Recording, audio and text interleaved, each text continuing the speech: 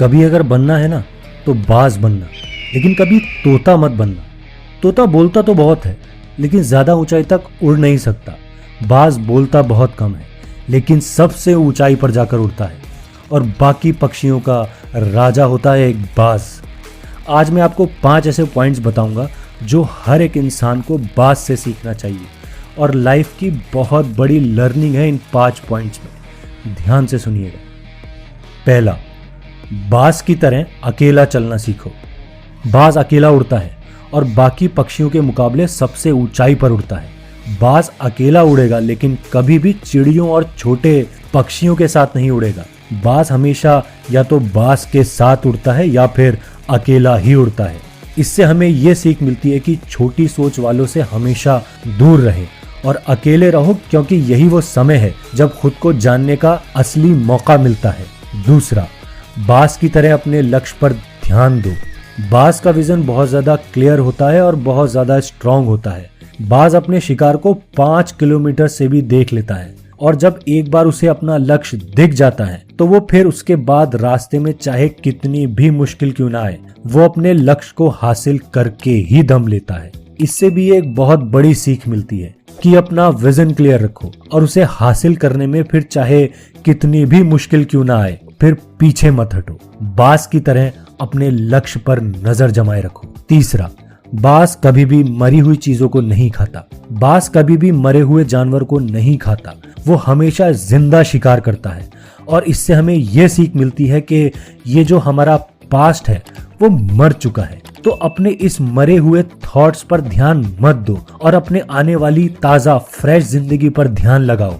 अपने पास्ट की पुरानी यादों को तुम्हें तंग करने मत दो, क्योंकि अगर तुम उसे याद करोगे वो तुम्हें तंग जरूर करेंगी। उन्हें वहीं रहने दो जहां उसकी जगह है, तुम्हारे पास्ट में।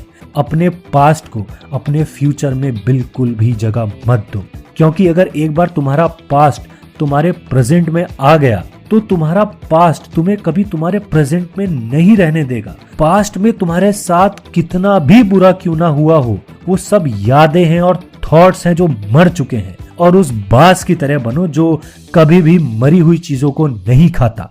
चौथा, मुश्किल समय से डरो नहीं।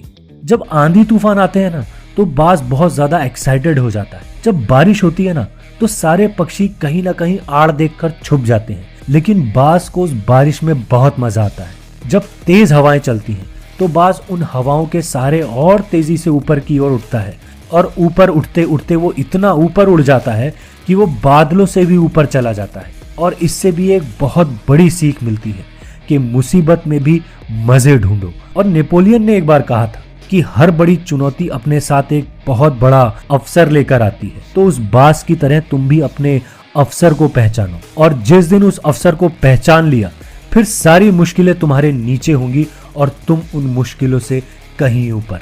पांचवा, कंफर्ट जोन से बाहर निकलो।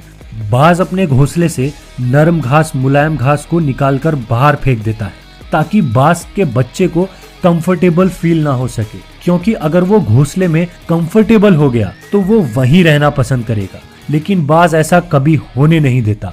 बाज एक पक्षी है और उसे भी ये बात पता है कि कंफर्ट जोन में कोई ग्रोथ नहीं हो सकती। लेकिन हम तो इंसान है ना, और इंसान होने के बावजूद कई सारे लोग इस बात को समझते ही नहीं है। आप जितना ज्यादा कंफर्ट जोन में रहेंगे आपकी लाइफ आने वाले टाइम में उतनी ही कंफर्टेबल हो जाएगी।